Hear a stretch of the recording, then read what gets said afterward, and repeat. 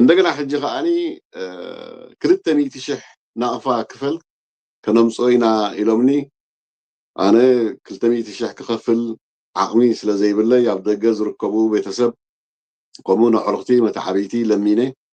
200,000 ናቕፋ ሂበዮም 5 ዓመት ተኣሲረ ድሕሪ 5 ዓመት ከዓ ምእሳይ ከዓ 110,000 ክትከፍል ኣለካ ተባሂለ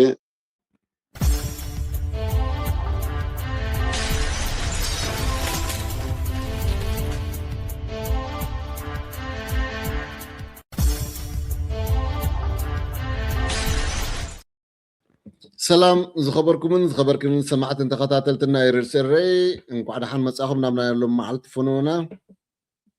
لو مغا كم تقول الجزيه مسكبرات حوات ابتي ودعون وانا ونكونتات اتكيرنا حبريتا كم وخا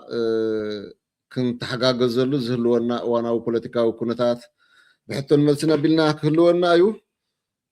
مساي زلو سلام قاعد حن مصاهم كبرات هات مرحبا هبت غمي كنيها سلام لي كله سلامي مزمور كمي تغني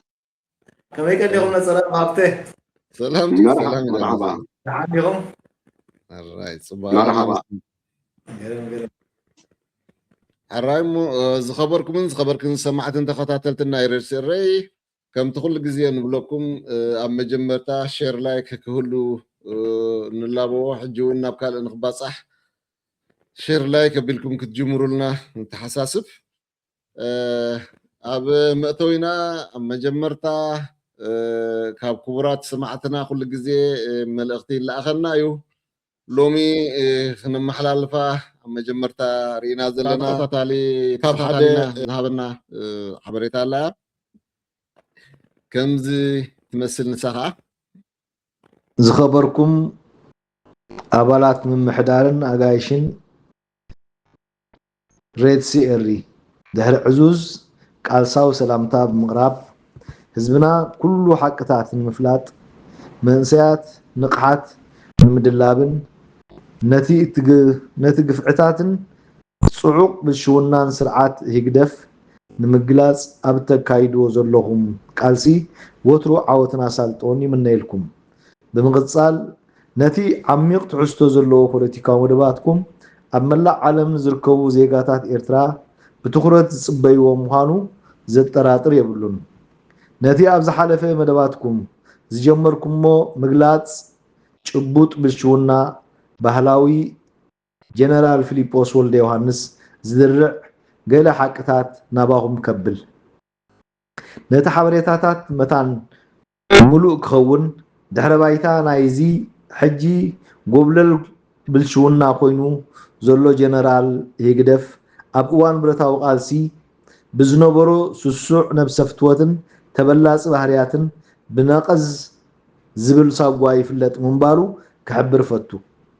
نت حجي زكايدو زلو صعوق بالشونا مبقسي زخون حبريتاتات بدحري تقام بزياده بعلهم معماقن قال مأتوي زخون نابتي حج زكايدو زلو تقل زي بلو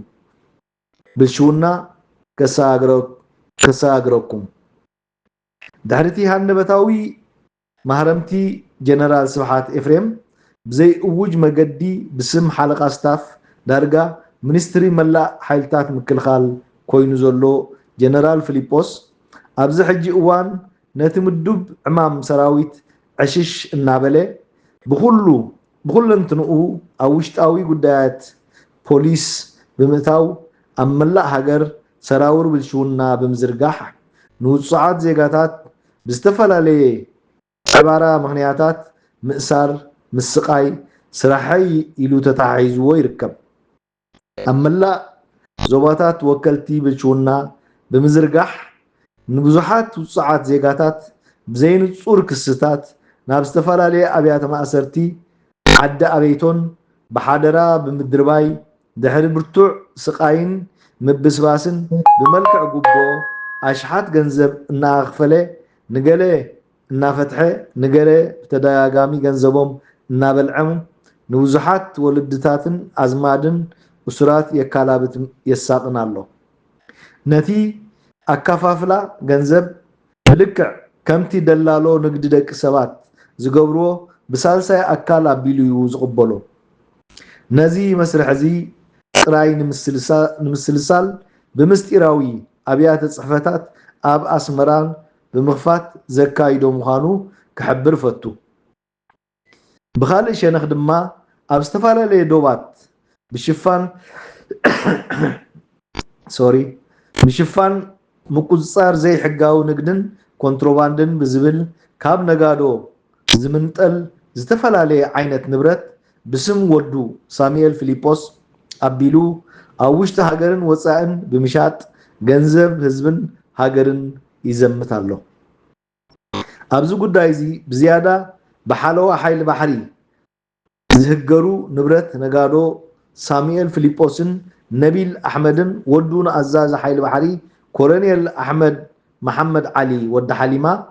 ኣብ ዱባይ ብደረጃ መላእ ሃገር ዝህገር ንብረትን ነጋዶ ብምሻጥ ብምልዋጥን ገዚፍ ርእሰ ማል ኣኻዕቢቶም ይርከቡ ብተወሳኺ ጓሉን ፊሊጶስ ንጀነራል ፊሊጶስ ኣብ ኢማራት ዓረብ ብዓበይቲ ንግዳዊ ትካላት ክትኩንን ከላ ሓፍቱ ድማ ምስቶም ኣብ ብዙሓት ሃገራት ኣፍሪቃ ዘይተኣደነ ንግዳዊ ትካላት ዘዋፍሩ ሃብታማት እንዳ እዝራ ወናኒት ዓቢ ብርኪ ምዃና ይፍለጥ እዚ ኩሉ ተዘርዚሩ ዘሎ ምንጭታት ርእሰ ማል መበገሲኡ ካብ ስሱዕ ስርዒታዊ ብልሽውና ጀነራል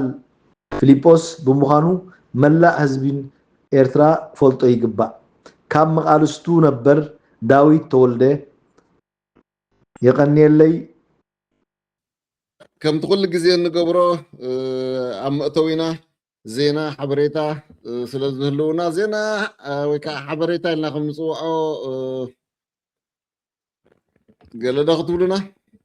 ኣያብ ኣኻ ዶ ክጅምር حراي كبري هابكا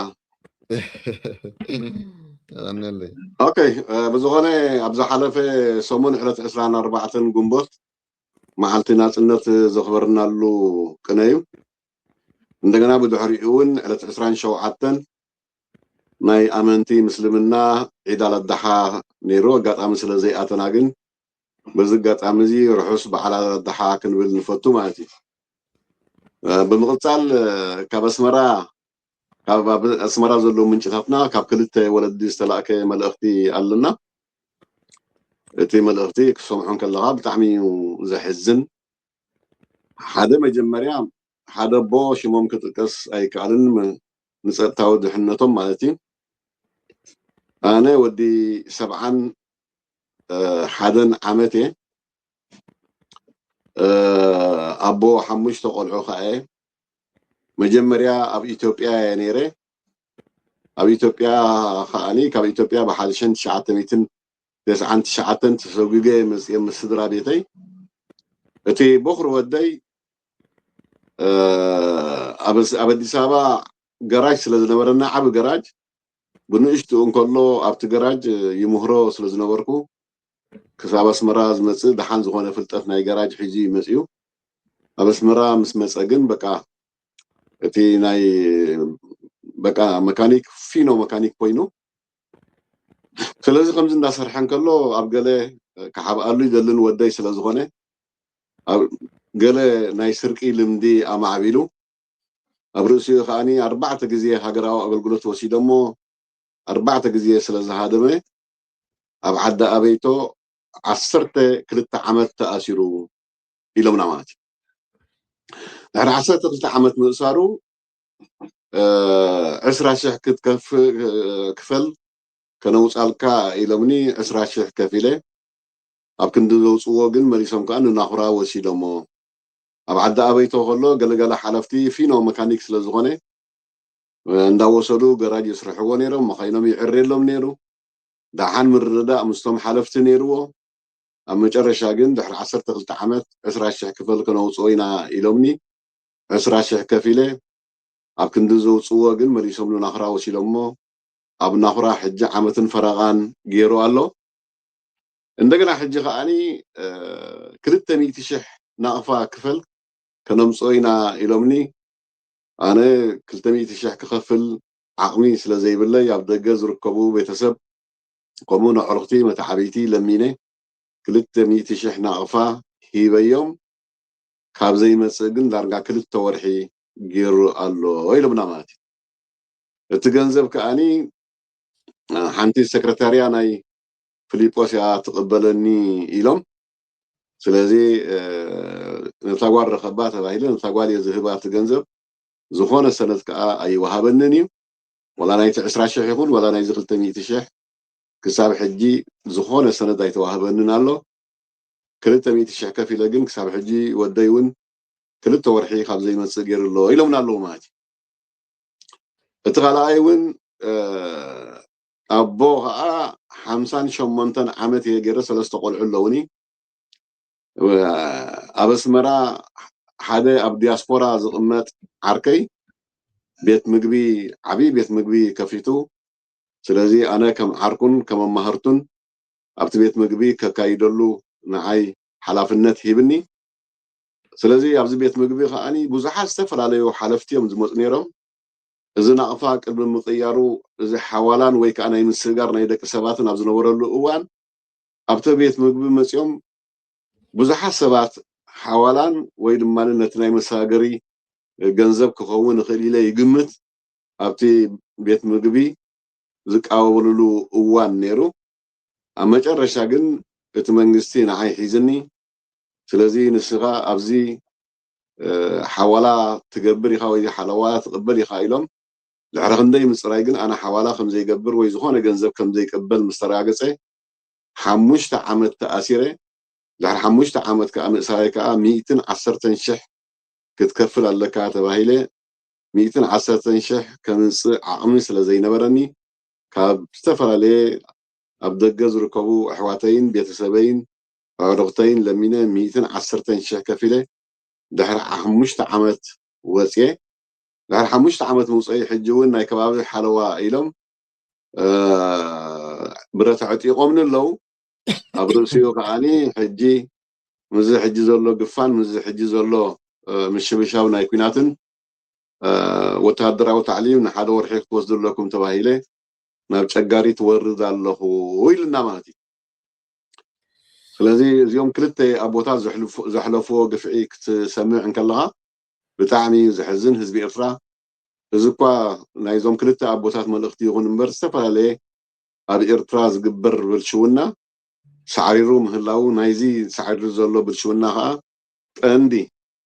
ቀንዲ ፊሊጶስ ምዃኑ ዳርጋ እንዳተገልፀ ይመፅእ ኣሎ ኣብ ዝሓለፈ እዋን እውን ብዛዕባ ፊሊጶስ ብዙሕ ክንብል ምዃንና ሓቢርና ነርና ኣብ ቀፃሊ እውን ገና ክነስዕብ ኢና ማለት እዩ ከላይ ካብ ኣዲስ ኣበባ ንኬንያ ክሰግሩ ኣብ ከተማ ኣምቦ ዝተባሃለት ከተማ ዝተታሕዙ 122 ዜጋታት ኤርትራ ናብ ተኣሲሮም ኣለዉ ኣብ ኣምቦ ትበሃል ከተማ እዚኣቶም ብክልተ መኻይን ናብ ኬንያ ክሰግሩ ተባሂሉ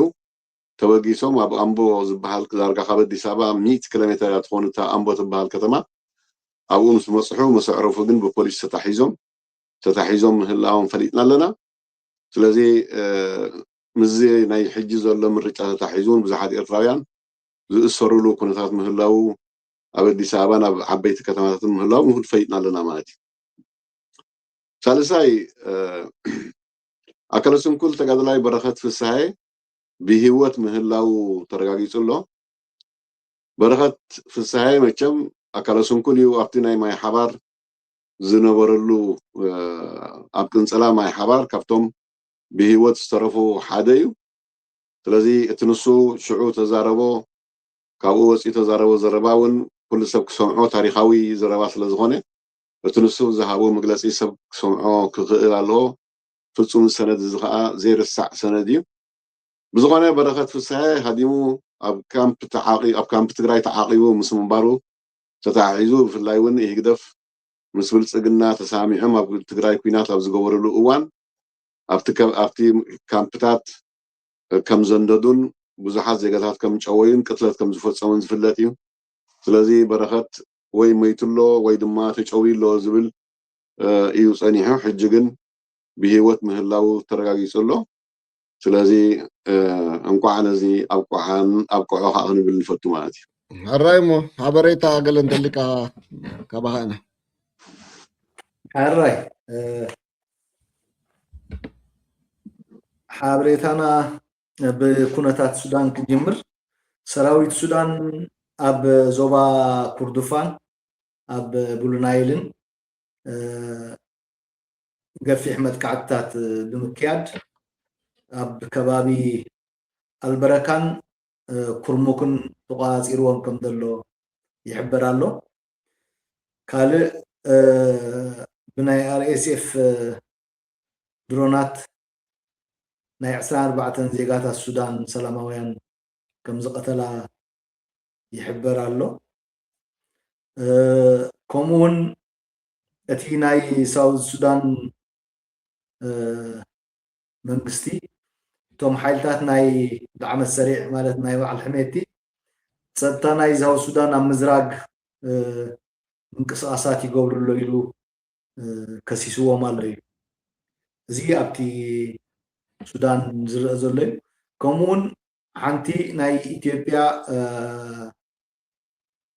ነዊሕ ጉዞ ትኸይድ ስጋዕ 8 ሚሳይላት ትፅዕን ዓባይ ስትራቴጂክ ተባህለት ድሮን ኣብ ግዝኣት ናይ ሱዳን ተወቂዓ ወዲኣ ከም ዘላ ብመንግስቲ ናይ ሱዳን እውን ተሓቢሩ ኣሎ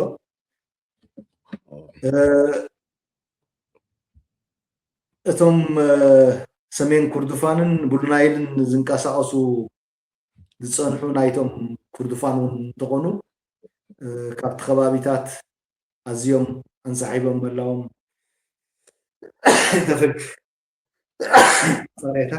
ተፈሊጡ ኣሎ ካልእ ናይ ከባቢና ኩነታት እዩ እሱ ከዓ ሶማሊላንድ ኣብ ከተማ ኢየሩሳሌም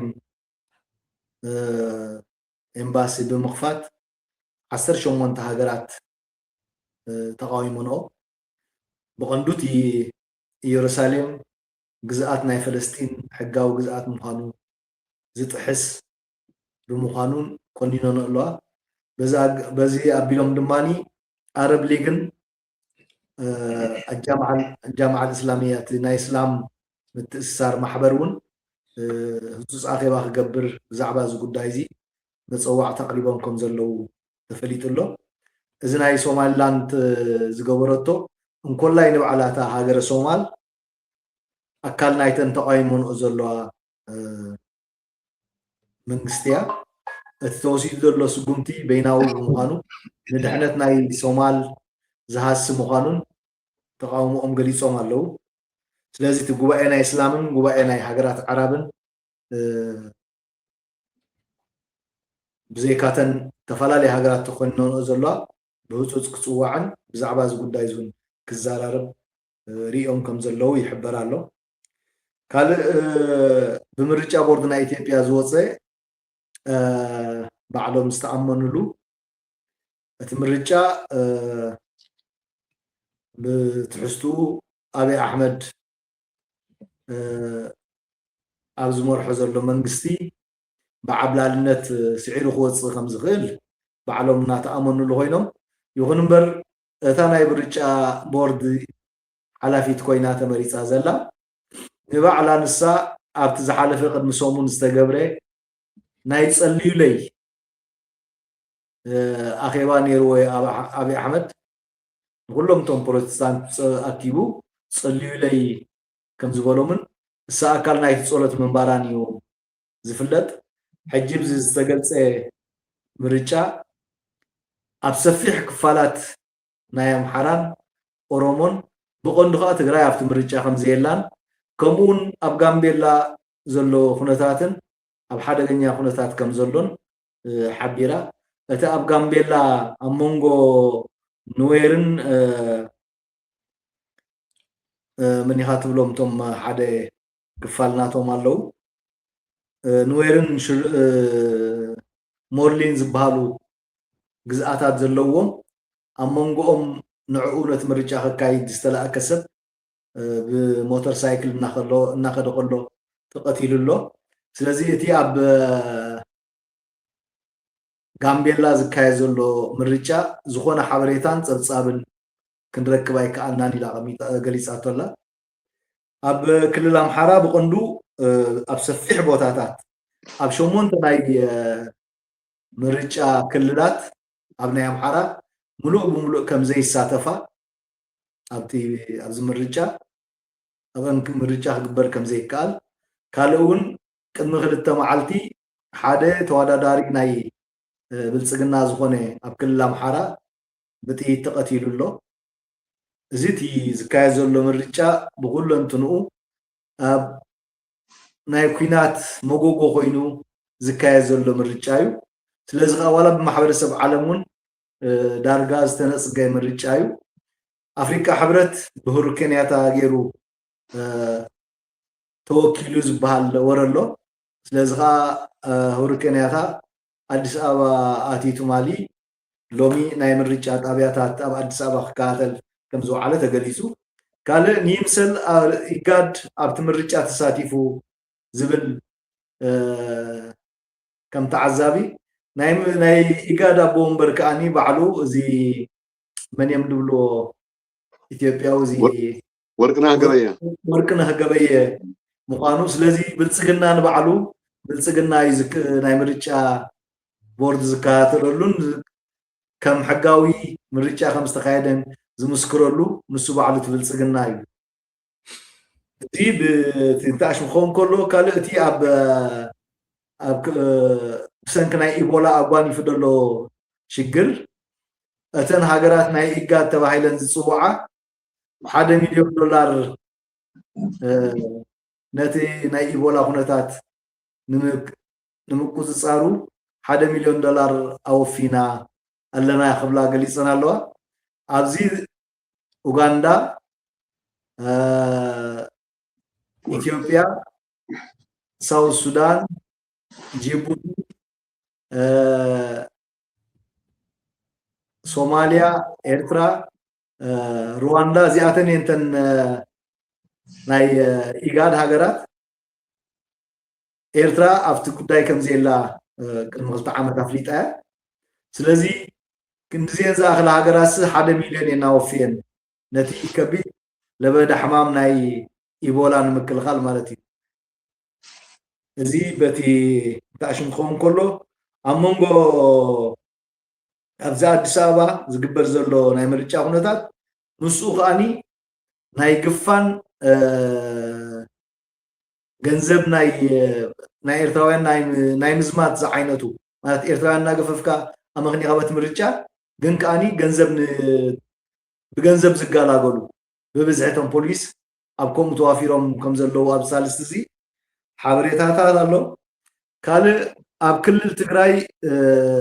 ህወሓት ዝመርሖ መንግስቲ ግፋ ጀሚሩ ኣሎ ዝብል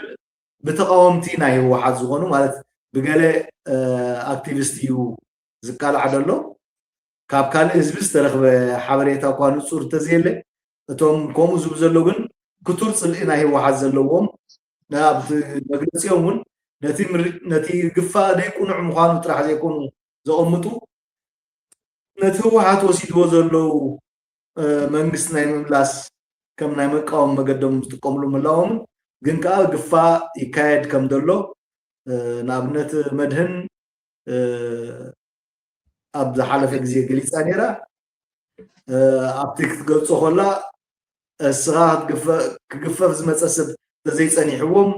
ንሰበይቲ ይኣስሩ ነቦ ይኣስሩ ወይ ደቆ ይኣስሩ ከምኡውን ብጥይት እውን ይትኩስሎም ዝብል መልእኽቲ ሕሊፋ ምንባራ ዝዝከር እዩ ስለዚ እቲ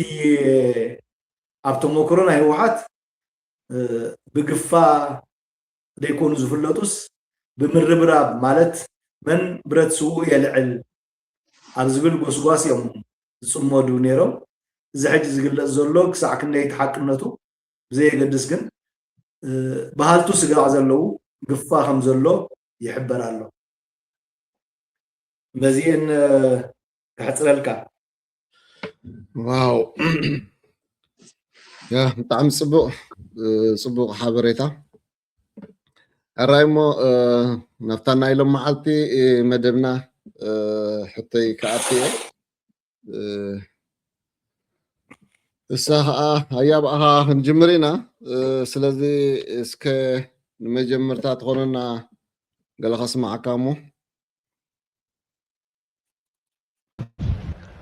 تمال أبين يرنا لومي أبين لنا نمسع خنا بلنا مس نفسنا نتحطاتلو أقاطامي قسقاسنا بوضعونت لاقمقمنا كابتمو كروتاتنا نتمهرنا أدمع النت رحنا خنا ورسس ددرخي ذا غالب زنبري إذا 3 تريليون واشنطن لومي ناب 4 تريليون يعرق مهلاو قليل مسكري الرايمو 4 تريليون إذا أمريكا نهزب إترا انتي ترجم الله تبل سئلوا زهلوا له مبالو نهاية هو تاياس لزي بالكاكوي صبصنا اوكي بزغونه زي مجلس زي اب 24 جنبوت بسياس افورقي استواه بمجلس ايو بزغونه جن قدميو مالت بعلناصنت 24 جنبوت حزب ኤርትራ ከኽብሮ እንከሎ ስለምንታይ የኽብሮ ቅድም ክንርኢ ክንፍትኒና ህዝቢ ኤርትራ ናይቲ ዝኽበሮ 30 ዓመት ቃልስን ናይቲ ከቢድ መስዋዕቲ ደቁ ዝኸፈለሉ መዓልቲ እዚ ዝኸፈለሉ ዋጋ ስለ ዝኾነን እሞ ድሕሪ 30 ዓመት ባዕዳዊ መግዛእቲ ዝተባረረሉ ምስ ምዃኑ ኣብ ግምት ብምእታው እዩ ኩሉ ግዜ ህዝቢ ኤርትራ ነዚ ዓብይ በዓል እዚ ነዚ ክቡር በዓል እዚ ዘኽብር ማለት እዩ በአንጻሩ ኢሳያስን ስርዓቱን ከአኒ ኣብ ክልል እዚ ናጽነት እዚ ተሓቢኦም ፖለቲካውን ቁጠባውን ረብሓታት ንምርካብ ዝገብርዎ ፃዕሪ ምዃኑ ንፈልጦ እዩ ማለት እዩ ብዝኾነ ግን እዚ በዓል እዚ ክቡር በዓል እዩ ማለት እዩ ስለዚ ኣብዚ በዓል እዚ ከም ሓደ መራሒ ሃገር እንታይ ዓይነት መግለፂ ክህብ እዩ ዝግብኦ ኢልና ምርኣይ ከገድሰና እዩ ማለት እዩ ነቲ ዝሓለፈ ናይ 30 ዓመት ቃልሲ ብሕፅር ዝበለ ገሊፅካ ከመይ ክሳብ ምውዳቕ ስርዓት ደርጊ ዘሎ ገሊፅካ ካብኡ ንድሓር ኣብ 35 ዓመት ኤርትራ ዝተጓዕዘቶ ጉዕዞ ፖለቲካዊ ጉዕዞ ቁጠባዊ ጉዕዞ ዲፕሎማስያዊ ጉዕዞ ከምኡውን ኣብ ፍትሒ ምርግጋፅ ኣብ ዲሞክራሲ ምርግጋፅ እንታይ ኣውንታዊ ግደ ተፃዊትና እንታይ ከይተርፈና ኢልካ ንመፃኢ ከዓ ከምዝን ክንገብር ኢና ኢልካ ዝሕለፍ ዳ እምበር ብከምዚ ዓይነት መንገዲ እሞ ከዓኒ ኢሳያስ ክንደይ ደቂቕ ተዛሪቡ መስለካ 20 ደቂቕ ተዛሪቡ ብዚ በዓል ናጽነት እዚ ካብዘን 20 ደቂቕ ናይ ኤርትራ ጉዳይ ተዛረበለን 2 ደቂቕ እየን ማለት እዩ እዚ እንታይ እዩ ዘርእየና እንተልና ኢሳያስ ክሳብ ክንደይ ኣብ ህዝቢ ኤርትራ ንዕቀት ከም ዘለዎ ይዘርኢ ማለት እዩ በቲ ሓደ ወገን ከዓኒ ትማሊ ኣበይ ነርና ሎሚ ኣበይ ኣለና ፅባሕ ከዓ ኢሉ ከዓ መግለፂ ሂቡ ካብ ተመኮረና ንመሃረሉን ነፍስና ንፍትሸሉን እዩ ኢሉ ማለት እዩ ግን ህዝቢ ኤርትራ ዘሎ ስርዓት ብምንም ተኣምር ነፍሱ ዝፈተሸሉን ገምጋም ዝገብረሉ ግዜ ከም ዘየለ ኢና ንፈልጥ ስለምንታይ እንተልና ኤርትራ ናጽነታ ካብ ትወስድ 35 ዓመት ገይራላ ኣብ ኤርትራ ሕገ መንግስቲ የለን ኣብ ኤርትራ ሰላም የለን ኣብ ኤርትራ ዲሞክራሲ የለን ኣብ ኤርትራ ፍትሒ የለን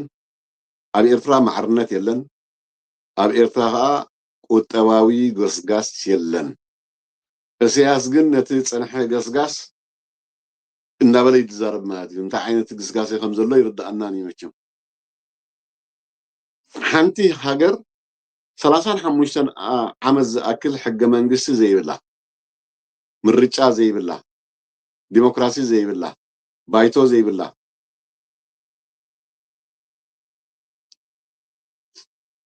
ክንደይ እሱራት 30 ዓመት ዝተኣስሩ እሱራት እንዳሃለዋ ክበለዉ ብኣሽሓት ዝኣኽሉ ብሚልዮን ዝኣክል መንእሰይ ዓዱ ገዲፉ ዝጎበዝ መንእሰይ ዓዱ ገዲፉ ናብ ስደት እንዳወሓዘን ከሎ ህዝቡ ኢሳያስ ግን ኣብዚ በዓል ናጽነት እዚ ነፍስና ንፍትሸሉ ገምጋም ጌርና ካብ ዝሓለፈ ተመክሮ ንመሃረሉ እዩ ክብል እንከሎ ብጣዕሚ ዝገርም ማለት እዩ። እዚ ስርዓት እዚ ሓንቲ መዓልቲ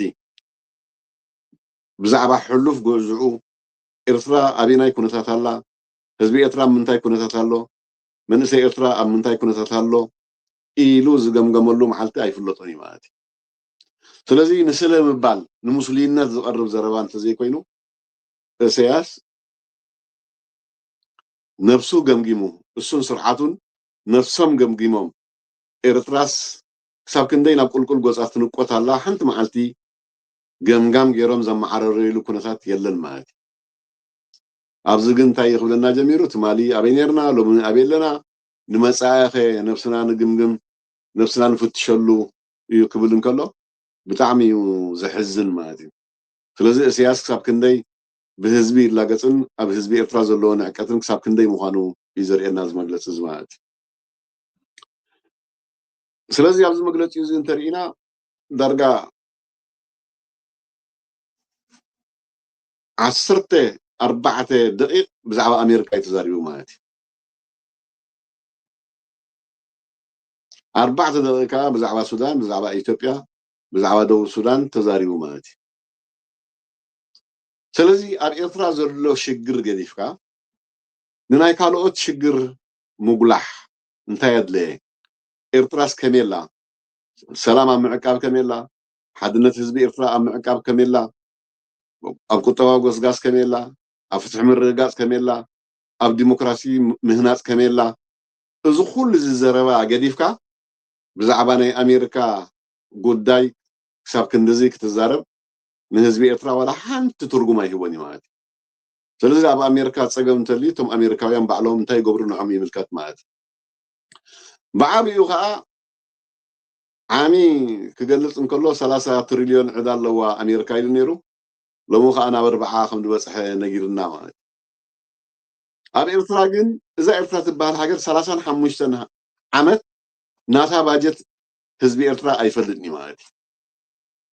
ብባይቶ ፀድቕ ባይቶ ስለዘየለ ባይቶ ፀድቕ ባጀት የብላን። ህዝቢ ኤርትራ ብዛዕባ ባጀት ናይ ዓመታዊ ባጀት ናይ ኤርትራ እንታይ እዩ እንታይ ኣታዊ ገይሩ መንግስቲ እዚ እንታይ ወፃኢ ገይሩ ዝፈልጦ ነገር የብሉን። እንተኾነ ግን ኢሳያስ ብዛዕባ ባጀትን ዕዳን ናይ ኣሜሪካ ይክገልፀልና ዝውዕል ማለት እዩ። ስለዚ ኣሜሪካ 4 ትሪልዮን ይሃለዋ ዋላ 100 ትሪልዮን ይሃለዋ ዕዳ እዚ ንኣሜሪካውያን ዝምልከት እምበር ንህዝቢ ኤርትራ ዝምልከት ጉዳይ ኣይኮነን ኮይኑ እውን ኣይፈልጥን። ወይስ እንታይ እዩ ህዝቢ ኤርትራ ዕዳ ክኸፍሎ ዝደሊ ዘሎ? ስለዚስ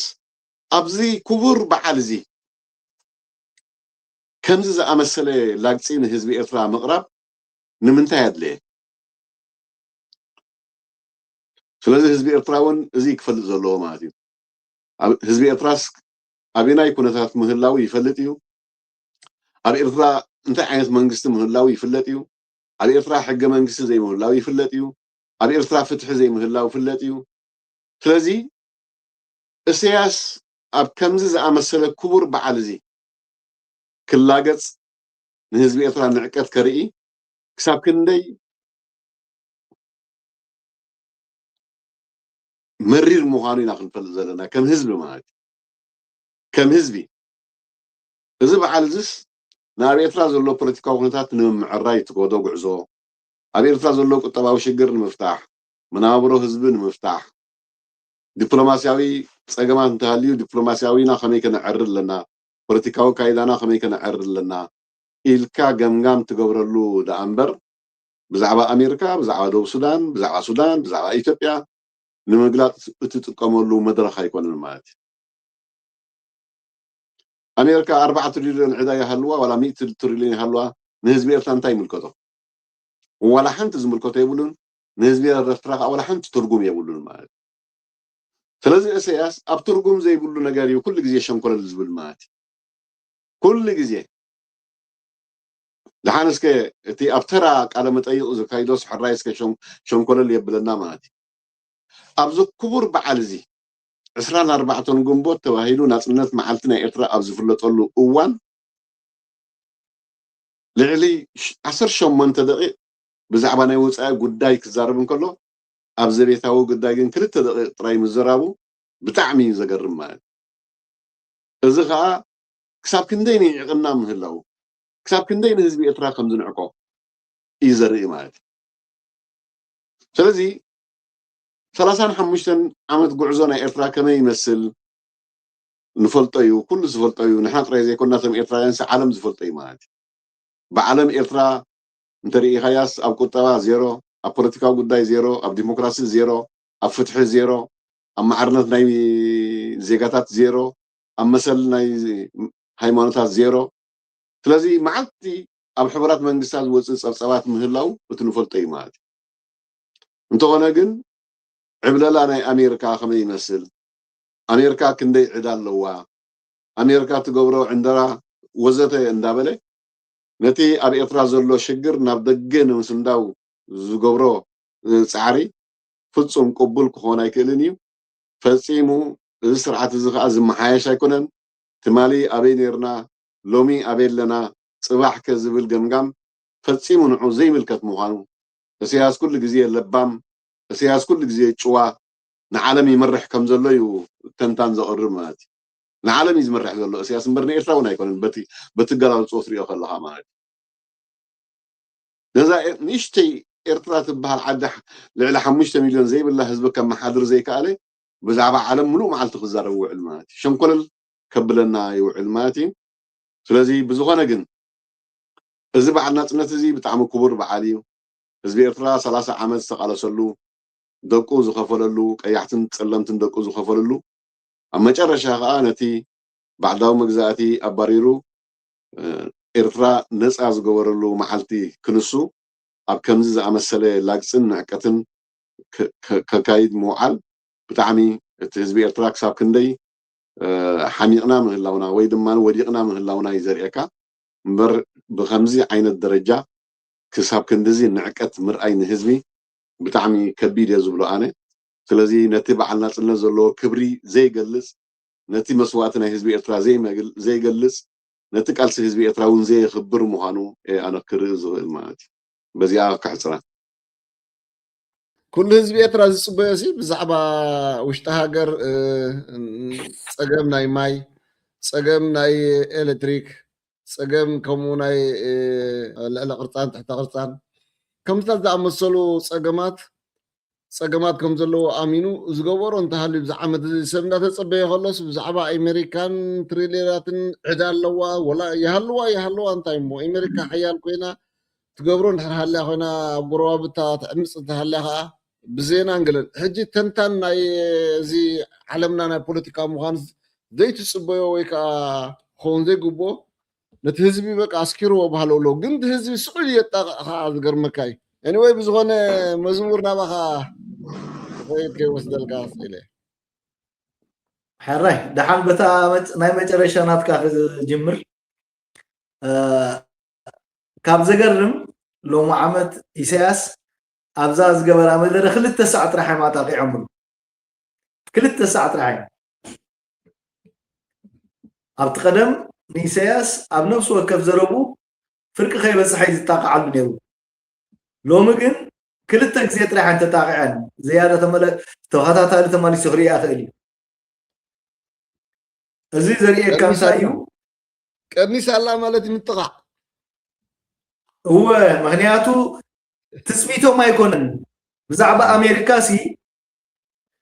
أزي كم حدا مرح منقص دي قريبه ويس كم حدا تنتاني على ملغاو بوليتيكا نني هاجر بروجرام زمرح زلو ويكان هاجر زمرح زلو منقص تخويني كونن قريب مدرو بزعبة بوليتيكا علم بزعبة هذا وسرعات بزعبة ناي أمريكا عدا يختن تنمسي كاب بزعبة عدا أمريكا ناي 4 تريليون تنتن من سيات إيرترا أو كنا تقرأ اتخاذ خنديات فيكا كندينا خسيرنا أبزين كنا عكنا تزقتهم من سيات سدرا بيتهم ሓዲግ መሪ ኮይኖም ተሪፎም ዘለው መዓስዮም ብዛዕባ ዞም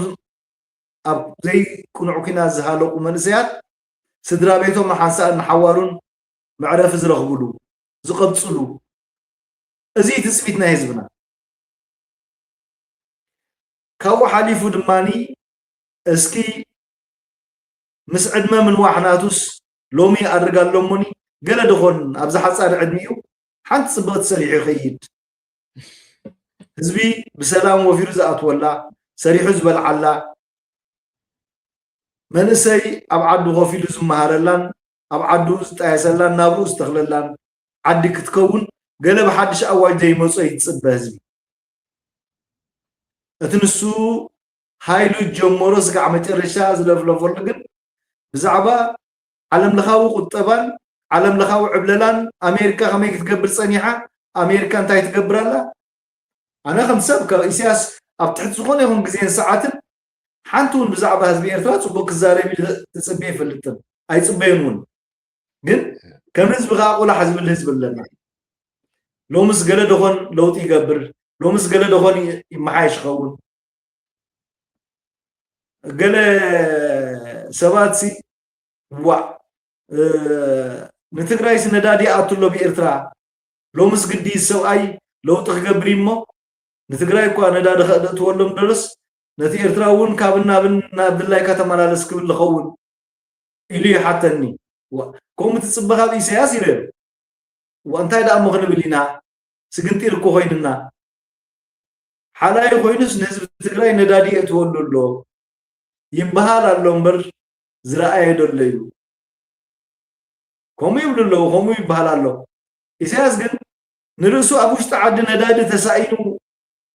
ኣውቶቡሳት ብሳምንትን ብቆፀራን ከም ስርዓት ከም ማይ ቡምባ ማይ ቀደም ዝነበረ እምኒ ወይ ከዓ ገለገለወኛ ሰሪዕካ ትኸይድ ተሰሪዑ ዝሓድር ዘሎ ህዝብስ ነዳዲ ንትግራይ ዝኸውን ልኢኹ ብየናይ ኣገባብ ኢሳያስ እዚ ፅቡቅ ሰናይ ተግባር ኣይገብሮኒ ዋላ ብገንዘቦም እንተኾነስ ንፅቡቅ ነገር ኣይብገስኒ ስለዚ እንታይ እዩ ኣብቲ ቀንዲ ርእስትና ንምምላስ ከም ህዝቢ ከም ሃገርን እንታይ ኢኻ ትፅበ እታ ትፅቢት ካብ ኤርትራ እሞ ኣበዚ ክቡር ዕለት እዚ እንተወሓደ እስኪ ሎምስ ብምኽንያት ናይ ዝሓብ ክብርቲ ዕለት እዚኣ ወላ እውን ነቶም ንኡስ በደላት ዝበደሉ ብይቕሬታ ይፈትሑ ተኾነ እስራት ትለቅቕ ከቢድ ገበን ዝተፈርዱ ከዓኒ ናይ ምቕናስ ኣዋጅ ትእውጅ ዜጋታት መነባብሮኦም ንኸመሓይሹ ገለ ደገፋት ክንገብር ኢና ትብል ኢሳያስ ኣብ ዕድሚኡ 35 ዓመት ኣብ ስልጣን ኮፍ ኢሉ ኣሎ ካብዛ ነፃ ኤርትራ ማለት ናይ ቅድሚኡ ናብቲ ውድብ ክንዲ ዕድመ ገይሩ ኣሎ ሓንቲ መዓልቲ ብምኽንያት ናይ ዝዒድ ብምኽንያት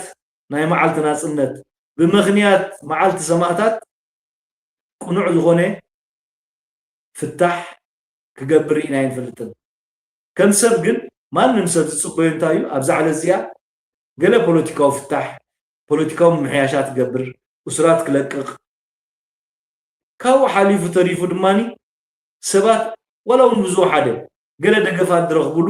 ነብሮኦም ከመሓይሽሉ ዝኽእሉ ዕድላት ክፈጥር ኢኻ ትፅበ ኢሳያስ ግን ጀሚሩ ስጋዕ ዝውድእ ኩሉ ብሓጢኣት ናይ ኣሜሪካ ናይ ኣህዳዊ ስርዓት ናይ ዓለም ዕብለላ ናይ ዓለም ዕዳጋ ለፍሊፉ እዚአን ከዓኒ 35 ዓመታት ዝደገመን እየን ወላ ሓንቲ ሓድሽ የብለን ዝሑል ኩናት ኣህዳዊ ስርዓት ክብል ንመዋእሉ ኸይዱ ከም መራሕ መንግስቲ ዝፅበዮ ዘሎ ሓላፍነት ዝነበርዎ ጉድለታት ከም መንግስትን ከም ህዝብን እዚ ከየቐመጠ ለፍሊፉ ኣብተን 20 ደቃይቕ ብዛዕባ ዓለምን ከባብን ኣብታ ጉዳይ ኤርትራ 3 ደቂቕ ፈረቓ ተዛሪቡ ዓፂዋ እንድሕር ኣስተሚል ክብሉ ዘረቡ ወዲ ክምለስ እንከሎ ኣብ ኩርሲ ቅድሚ ኮፍ ምባሉ እቶም ሰባት ተሲኦም ንኽብሪ ኮፍ ከብልዎ نمنومي بزي تنصر قنا فتتقو نزنبرو حلف زبل نايد ملكت ناين صورت زغون سب دقي مخريا كاتلا بزاقات عم اللابو ناين صورت ناين مكنح ملكت كرئن كله يرى افتا فيديو إساس كساع كنديناي جناحي عماسي صره هزبي زغون سب مخانو يزبرهلنا سلازي كم مدرنا إساس ويكاب مخنيات مع التناصنت نتخبر علتي الراخصون بر كاب إساس صبو نجر كنت صبين خلنا صبو نجر كهاو أيركبني ولون الناخدم كله حنت معالتي لنصحة لنبسون نحن الدكمون يزاربن بزيكا مجواي مدفع مقتال كاو حليفو زغبرو نجر يقولون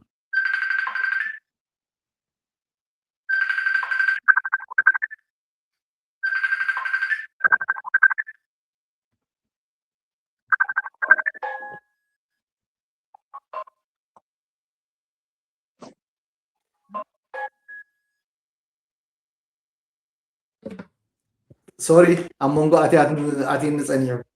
يا سكي واللي فسأنيها سلازق أني كاب سرعاتي هجدف ولا حنت نصب نجر يلا كم إسياس كأني كم مرح منقسن كم هاجرن هزبن زمن رحزر لو ديكونس كم ناي بوليتيكا تنتاني ناي إيكونومي يغن ناي عالمنا ناي بوليتيكا غريتشتات امبر نتبعالن نتي هزبن زن صبارق مدري أيسمعن بزيا حصر لك أو هلا هاس إذا كصممنا زقنايو بحري نا أمريكا جلس معت جركاس هيبو مولدو أمريكا نقرني أفريقيا وكان زناي كهي بحري كابناي عطقات يمنن وكاناي إيران قلمت كعتن مكل خال نفسها ولا نتخبابن أب إطرا مسألة صبغ دبلوماسي جميرة مولو كم استاذن يوقني حجز زربو قن نتي كلهم زخل ويكا بهال صنح دبلوماسي زحلو اي مسلني كما يتريو حنت حس كان بامريكا خم حدا الى نيري فلات نخبهال عمز بالكويل يجمر حجون عام 3 نير حج 4 بسوسا وصح له دي زلو نا امريكا لقاحن نا امريكا صقمنسي حدا دبلوماسي زقبر زلو مستهاجر انتاي وخندو هتفتف كبلك هاي كال ديو كم امراها أبزا مدرو كلتا تواقع نجريو أم حلاليفو حدا نيم محدار أمريكا نزقبرو عندنا ناي ندادي ناي كال حدا أهوداوي سرعة نمتكالب زقبرني عالمنا تسيكي من محدار أمريكا كله معت حكيات كم زنبورو قليسو كابت زقرن كأني نمن محدار ترام نايت حتى خمزة كونه كالوت زدفا فوقه ولا كون سو حجي دحان زغونه قمقام جيرو له انت بالناس جنكا كابت سقطن كابت خبابي يدلو حدقاتاس اي دحانن لذي كالوت يمنعوهم زقبروهم بر السوس كومي كوننا تحساسو زبل نترام نصا زوص سلاز غاني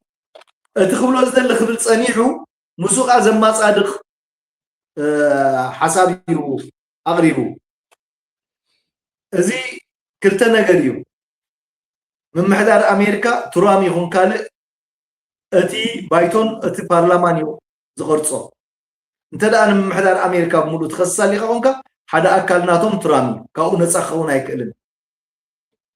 انتاي نمبال دايمون ترام نصا غبر فتينو اتا خاب ترام استلاقتلو منختي تا دبلوماسي ناين محياش منختي يدلياي إسياس جنكا بعبو يمجدو السو أبتا خبابي تمرات مخانو أستبيل الله مالت أفدق قيع بحري فلايك أبت جماعنا إيرترا نحادش عن 300 كيلومتر جماعنا بحري إيرترا أب سلطان كابز مس إسياس نعداق عالم بستنكف ويون نايت حدا بقوم نتوم معرباويان ولا حنت تسرح تسريح يتفلتن حلوان هاي تبحر تقع نسو بصنع حيز اللهم زلي زبلچ ازي خمسلا تفلطوا وين اتي مس ماخلاي مسرا زكاي زلو خناتات اتي كاب بزح كبابيتات بامي ونطقشنا نيرنا كاب جوردان جميركا اسرائيل جوردان عراق سوريا سعودية كويت قطر بحرين عمان أبزز نبرة وتهدروا بيزات نا أمريكا كل توقعي زي كتركي أبزنا يحجز اللخينات أمونغو إيران أمريكانون كلهم وتهدروا مدبرات نايز خبابي كتلك كابزم الحدقة تتقلبنا إيران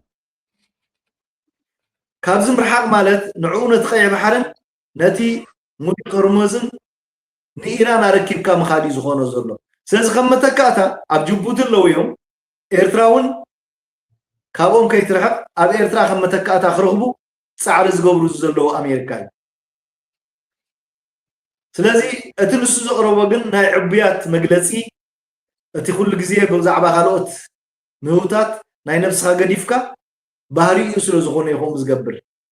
دعرايكا ولا تصرفي وعلم لأمريكا صرع داقون كسع زي كونه تصرفناتو أبتبصح ነገር ይብላን ቀደሙን እኮ መለስ ይልዎ አሜሪካ ዝሁሉና ጸረፎም ዝሁሉና በሎም ኩሉስ እንታይ እንኮ አሜሪካ ዝና ከስከልብን ስን ዘይና ከስከልብን ፈልጥዮም ይልዎ ስለዚህ ኢሳያስ ብልክዕ እታ ሓቂ ዘይና ከስከልብዩ አስናኑ ዝወድእ ከልብዩ يا ولابتي حزبيه ترات زلو همت كل عالم فلطيو ولا نبعلو حزبيه ترا انتي زلو زلون زچنق ولا نتي بدغ زلو ولا انت هونه بصعبه معباله اي اي بصحو زلون بي اي غركا زغبر عالم افت مقيارن إلو بصعبه اي اي يهوتت ونرو يترف اي اي كفل حزبيه تراسي انترنت يقول استعصو انتي بلولو እንታይ ንምባልዩ ብዝገርም በቃ ብዝኾነ እንታይ መብልካ ኣትሎ ካዲ ኣብዛ ብዛዕባ ኤአይ ገለ ከም ዝገለፀ ሰሚዕካ ነርካዶ هو سمعيه هو السوق تا ኤአይ ሲ ጥራሕ ህዝቢ ኤርትራ ይፈልጣ ዲ ኣይፈልጣ እንደኮነስ እሶም በኤአይ ገይሮም ክቋፀርዎ ከም ዝኽእሉ ዝለዓለ ቴክኖሎጂ ከም ዝወነኑ ኩሉ ነገራቱ ከም ዝፈልጥዎምን ንሱን ከም ዝፈልጥዎ ከም ዝፈልጥን ንምግላፅ እዩ بابا يبي انت انترنت له anyway اتنسو زعصو انترنت نزبي اردرايو نزبي ارتات انترنت عصيوي انت نعون سرعتهم ناي مقصر انترنت يكون ساتلايت ملو زي غدل اللوم ስለዚህ ስጋቱ ይዝገልጽ ነይሩ ሀፍትና ኤአይ አያ ለካዲው هو هراي እንታይ መበልከና بزغونه جتي تبلو صناحكا انتايو سياسي امريكا مونتاي تزاريو انتاي صني عينهم كنفرلو مايكلني كلاي ነገር እዚ ሕጂ ዲፕሎማሲያዊ ርክብ ዝበሃል ዘሎ ከም ሕጂ ጀመረ ገርና ክንወስዶ የብልናን سياس ካብ ትራምፕ ኣብ ስልጣን ካብ ዝመጽእ በቃ ዝምድናና ክምለስ ይኽብል እንከሎ ወይ ካኒ ምስ ንሕና ጽምዶም ኣሜሪካ ክንገብር ድሌት ኣለና ክብል እንከሎ ብታሕቲ ርክብ ከም ዝነበረ ኣብ ግምት ክንወስድ ክንክእል ኣለና እምበር እዚ ሕጂ ዝፈጸሞ ርክብ ኣይኮነ ወይ ከዓ እዚ ሕጂ ዝጅምርዎ ዲፕሎማሲያዊ ርክብ ኣይኮነን ማለት እዩ ስለዚ እቲ ርክባት ጸኒሑ እዩ እቲ ደብዳቤ ምሳኹም ጽምዶ ክንገብር እንደሊና ዝብል ናይ ልመና ናይ ኢሳያስ እውን ጸኒሑ እዩ ስለዚ እዚ ኣብ ግምት ንውሰድ ማለት እዩ ካልኣይ ነገር ኢሳያስ ተዛሪቡ ኣይተዛሪቡ ንኣሜሪካ ክገብሮ ዝኽእል ነገር ስለዚ የለ ኣሜሪካ ረብሕኦም ጥራይ ዘገድሶም ማለት እዩ ኢሳያስ ዝበለ እንተበለ ማለት እዩ ስለዚ እቲ ረብሕኦም ከዓ ሕጂ እንታይ እዩ እንተልና ብፍላይ ምዝ ናይ ማእከላይ ምብራቕ ኩናት ኣብ ግምት ብምእታው እቲ ናይ ቀይሕ ባሕሪ ሓለዋ ኣገዳሲ ይኸውን ስለ ዘሎ ብፍላይ ምስ ናይ ሕቲ ምንቅስቓስ ኣብ ግምት ምውሳድ ኣድላይነት ስለ ዘለዎ ኣሜሪካ ኢሳያስ ዝበለ እንተበለ ኣብ ኤርትራ ከኣትዉ ምዃኖም ኣይንጠራጠር ካምፕ ክገብሩ ምዃኖም እውን ኣይንጠራጠር ማለት እዩ ብሓፂሩ ካልእ ግን እንታይ ክብል ዘሊ ሃተ መብፅዓ ናይ ኢሳያስ መወዳእታ የብሉን ካብ ኣብ ስልጣን ካብ ዝመፅእ ጀሚሩ እተን መብፅዓስ ኩሉ ግዜ ዝደጋገማያን ሓድሽ ነገር የብሉን ኮ ኢሳያስ ስለዚ ህዝቢ ኤርትራ ካብዚ ስርዓት እዚ فسيمو لو تخمسي إلو كتصبي يقولوا هذه نهزبي إترا نحلفوا ملأختي معي فلذي إذا مجلس زي أب أسرار بعض الجنبز زجلس أو مجلسي حدش هيكونن تدقق ميز عمتاتي ما أب عمت زبهالي بعد فتما بساعات كأب عمتي زبهال ماتي نجزجس علينا خنجزجسينا جزجسنا لمعتنا قالن دابل كاز جبر أبي أتراجن لو مس ترانسبورت يله ما يله مبرهات يله زي إرفرات بهال آجر درجة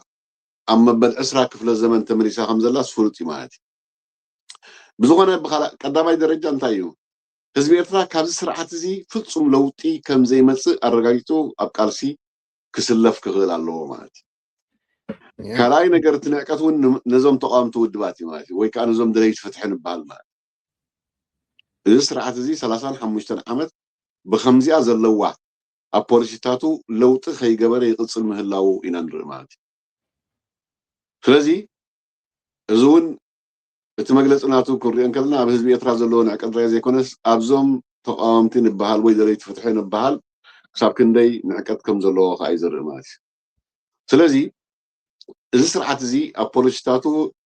أبهرياتو لو تخجبر زي الكساب زخونة إذا دم بتقامو كم تقدمنا نبرز نورنا مات قال سنة زيادة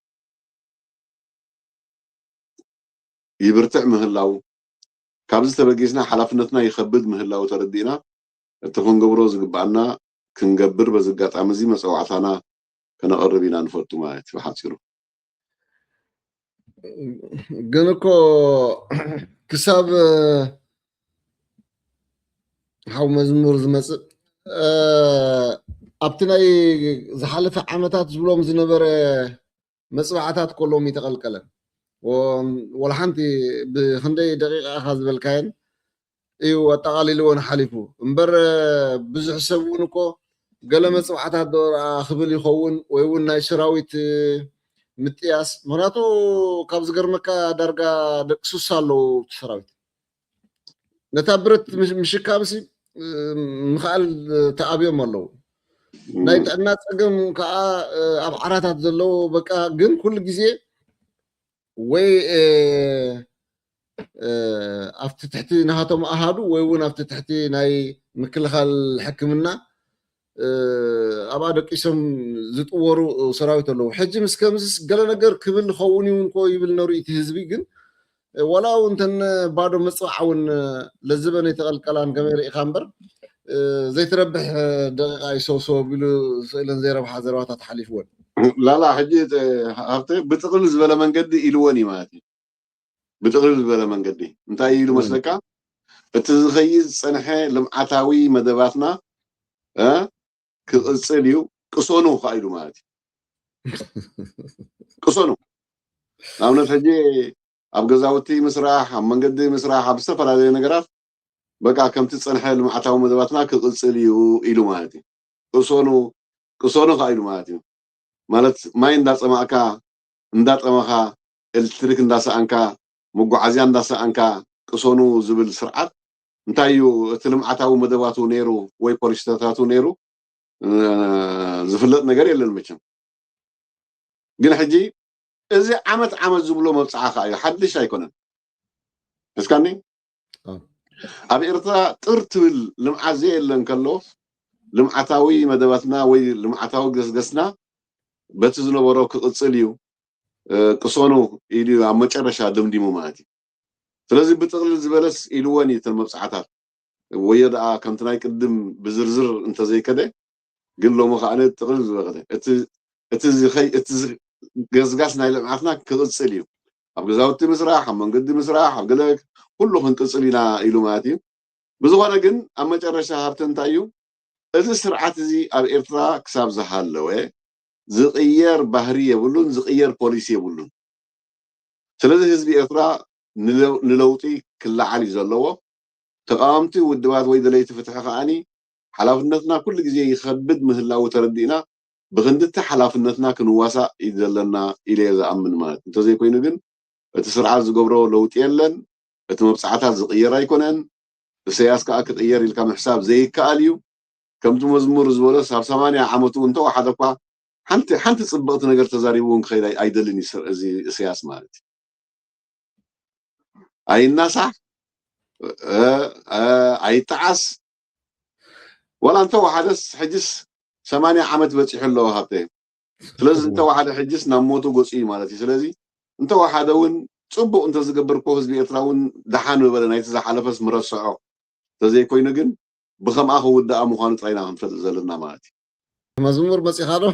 እስከ ናባኻ ቅድሚያ እስኪ ከስማዓካ ስኢሉ ተጣበቕቲ ናይ ብሄር ዝመስሉ ኣሎ ሽመይ ለና ሃይል ባል ናይ ምንታይ ብሄር ይኹም ስምዒትኩም ዘለኹም ምሕዳር ፕላይዞ ሕዳር ናይ ምንታይ ብሄር ይኹም ዝሰንበት ናይ ናራ ኣርያም መድሃኒ ኣርያም ካበይ ይኽእለት ይኸይ ካብ ንዞባ ኣኽረ ንዞባ ኣኽረ ናይ መን ብሄር ይኹም ኣዳሊኹም ዘለኹም ዓፋረ ዓይነት ሽንኪ ሰልያም ኮሮ ናይ ምንታይ ብሄር ይኹም ዝስመፅኹም ዘለኹም ናይ ሳሆ ወኪልና መፂና ኣለና እንታይ ብሄርካ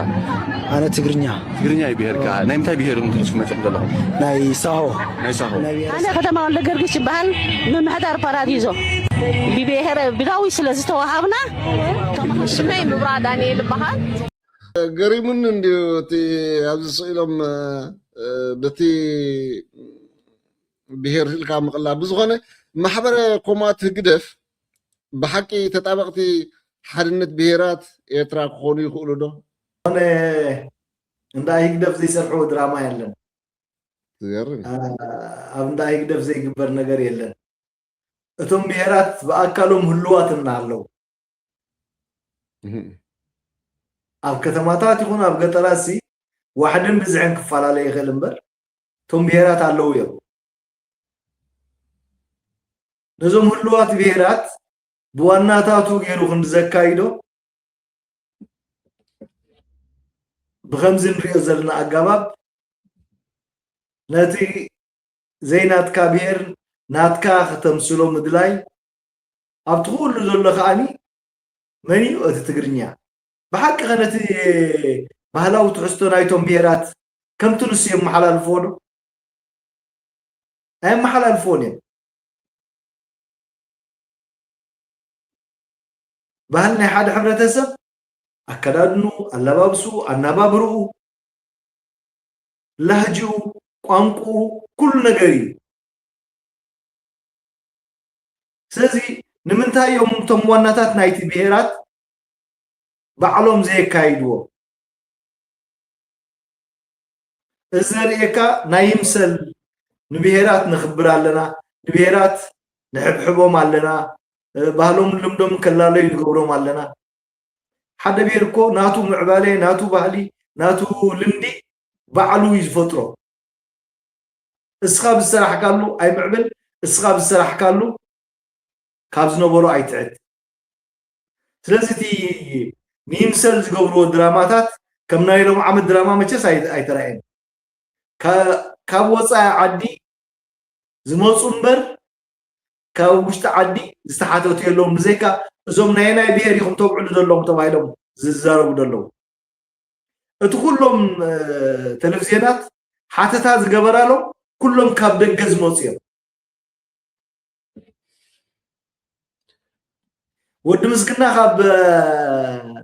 كاب سعودية شاوي لين سدت عدي مصيين عبسواي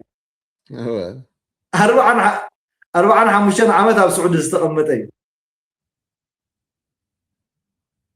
شاودي لو أنا سعودس ويس شاوي لاتو أب سعودية أب زحلة في شو عادة شو منت عمتات رجع 10 عمود وين له كود سوسان العلي بحقيك سرح أفتعد نبر أي في القدن سوينا زحك زي أي جلسان أب عدي زدلين مقبل ماي أكسجين سلزخا شاوي لي أنا سدت عدي أتي غلط عمد جري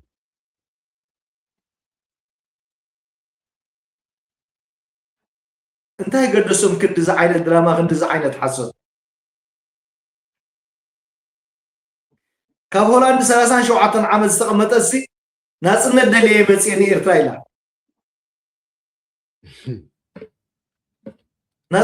ናጽነት ደልየ መጽየ ድሕሪ ሳልስቱ እኮ ክትመለስ እያ እዛ ሰብ እዚኣ ድሕሪ ሳልስቲ ክትመለስ እያ ዓድሃሎ በማጨለት ተጽፋት ሕጂ ንዘይትነብረሉ ዘይንስሓ መሲልካ ነቲ ህዝቢ ተታለሉ ኣብታ ዓዲ እቶም ዝተጸልኡ እቶም ካብ ደገ ዝኸዱ እዮም እቶም መንእሰያት እዞም ሓሰውቲ ሓቅነት ተልዮም ደቆም ሒዞም መጽኦም ኣብዚኣ ወፍዶ ይብሉ እዮም ድብልዎ ብፍላይ እቶም ኣብ ኣገልግሎት ደሎ ክብሪ ዝብላላ ይቦም እዮም ነቲ ዝነብርዎ ናብራሲ ንሶም ክነግርዎም ይደልዩ ጽባሕ ዝዓዲ ከምዚ ክትኸውን እያ ዝፋን ክትኸውን እያ መዓት ርሻናት ክስራሕ እዩ ጽርግያ ክመሓየሽ ይብልዎም ከከይዶም ስለዚ እንታይ ኢኻ ትርኢ ኣይኮነን ዶ ብሄራትን ብሄረሰባትን ኤርትራ ብኸምዚ ኣገባብ ብድራማ ናይ ይግደፍ ክምዕብሉን ክስስኑን ሲ ነቲ ዘለዎም ባህልን ልምድን ንኸጥፉ ሓኾት እዮም ድብሉ እንዳ ይግደፍ እንተኽኢሎም ዋላ ናይ ትግርኛ ዋላ ናይ ካልእ ባህልን ልምድን ተዘሪጉ ተበላሽዩ ፍጮ ዝኾነ ባህልን ልምድን ክሰፍን እዮም ዝቃለሱ ናይ ትግርኛ ሳዕስዒት ናይ ትግርኛ ባህልን ካብ ቃልሲ ከለዉ ከመይ እናዘረግዎ መጽኦም ንፈልጦ ኢና ኣይኮነን ናይተን ካልኦት ክዕብዕቡ ስለዚ እተን ባህል ማሕበረ ኮማት ናይ ህግደፍ በብኸተማን ንዝገብርኦ ናይ ይምሰል ኣብቲ ማሕበረ ኮማቶም ይውሓዱ ይብዝሑ ደቅት ብሄር ተወለድቲ ናይቲ ብሄር ኣብ ከተማታት ኣለዉ ኣብ ገጠራት ኣለዉ ኣብ ኩሉ ቦታ ኣለዉ ባዕሎም እዮም ንገስጋሲ ባህሎምን ልምዶምን ከምታ ንሶም ከምታ መልክዖም ከንፀባርቅዎ ዘለዎም ክንደይ ወርሒ ተማሂርክኖ ገሊአን ወርሒ ገሊአን ክልተ ወርሒ ናይ ኣገልግሎት ናይ ነፃ ክፍሊት ቀንዲ ምንጭ ናይ ኣታዊ ከዓ ናይቶም ኣካየድቲ ሃገራዊ በዓላት እዩ ብሽሞም ኣጥንቕቲ ይግዛእ ብሽሞም ክዳውንቲ ይግዛእ ብሽሞም ካልእ ይግዛእ ኣብኡ ዘሎ ምጥፍፋእ ከዓ ማልያ ይብሉን ስለዚ እቲ በብዞባታቱ ዝውሃብ ንኣታዊ ገንዘብ ናይቶም ኣብኡ ዝተመደቡ ሰባት ናይ ስርቂ ምንጭ ማእተቶም እዩ በዚ ኣፅለልካ ያ ኣያላ ዶ ኣለኹ እንደግማ ዶ ወላ ሰሚዕኻ ሰሚዐ ናይ መን ኢኻ ተቕርብ ሳኸ ናይ ሕዳር ወላ ሰሚዐ ኣለኹ ብዝኾነ ብዛዕባ ናይ ብሄር ሕቶ ክነልዕል ከለና ሃብተ ብሄር ማለት ናይ መንነት ሕቶ እዩ ናይ ባህሊ ሕቶ እዩ ስለዚ ናይ ስምዒት ሕቶ ከዓ እዩ ማለት እዩ ስለዚ እምበር ናይ ድራማ ሕቶ ኣይኮነን ማለት እዩ ስለዚ ንሓደ ሕብረተሰብ ወይ ንሓደ ብሄር መንነቱ ከተኽብር ኣለካ ባህሉ ከተኽብር ኣለካ ስምዒቱ እውን ከተኽብር ክትክእል ኣለካ ማለት እዩ እዚ ብኤርትራ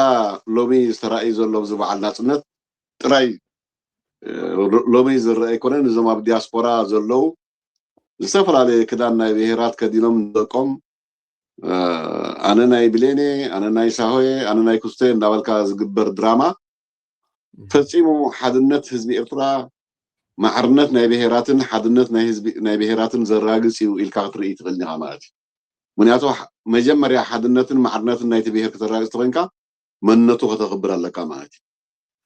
ልምዱ ቋንቋኡ ከተኽብር ኣለካ ስምዒቱ ከዓ ክትኽብር ኣለካ ማለት እዩ እምበር ድራማ ሰሪሕካ ስለዚ እንታይ እዮም ዝብሉ መስለካ እዞም ኣብ ደገ ዘለዎ ብፍላይ ሓደ ልቢ ሓደ ህዝቢ እዮም ዝብሉ ማለት እዩ ኣነ ከዓ ብወገነ እንታይ እየ ዝብሎ መስለካ ሃብተይ ሓደ ከልቢ ብዙሓት ኣልቦ ቀልቢ እየ ዝብሎም ማለት እዩ እዚኣ ባፅዶት ምስላ እወ ንሶም ሓደ ልቢ ሓደ ህዝቢ እዮም ዝብሉ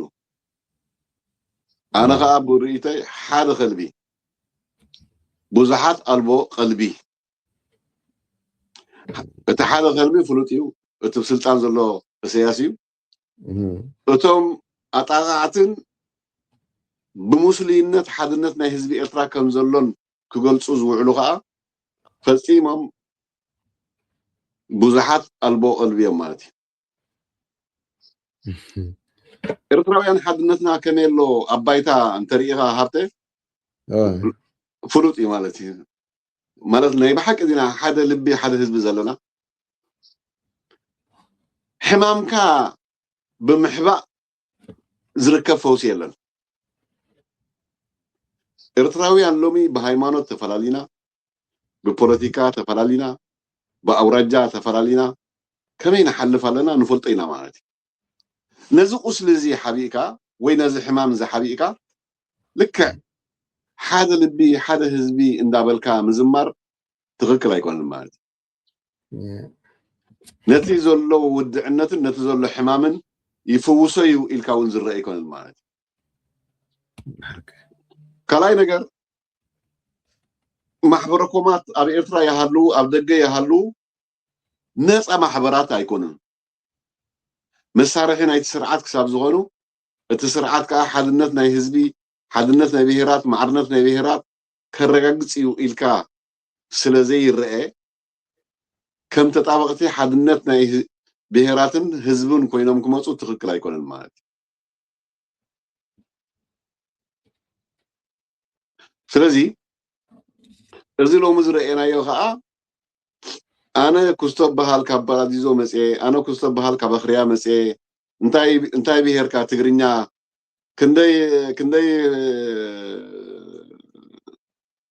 كندي فورس وسيتكم كلتا ورحي حدا ورحين دابلكا كم ناي بهير مجلسي جيركا مقرب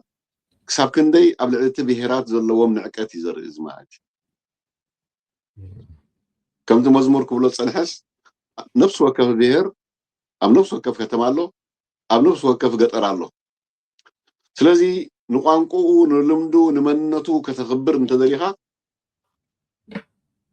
بطن بهيرات جيركا تقبرو امبر كاب حدا بهير امسيكا سمعيت نايت بهير يفلت منت نايت بهير يفلت ባህልን ልምድን ናይቲ ብሄር አይፈልጥ ብክልተ ወርሒ ሰራሕካዮ ድራማ ጌርካ ኩለን ብሄራት ከም ተሳተፉ ኣብዚ በዓል ናጽነት ጌርካ ምቕራብ ክሳብ ክንደይ ኣብ ልዕሊ ብሄራት ዘለካ ንዕቀት ዘረጋግጽ እዩ ካልእ ትርጉም የብሉን ማለት እዩ እሞ ከኣቶም ዝመፁ ዘለዉ ንርአዮም ሃብቲ ቆልዑዮም ማለት እዩ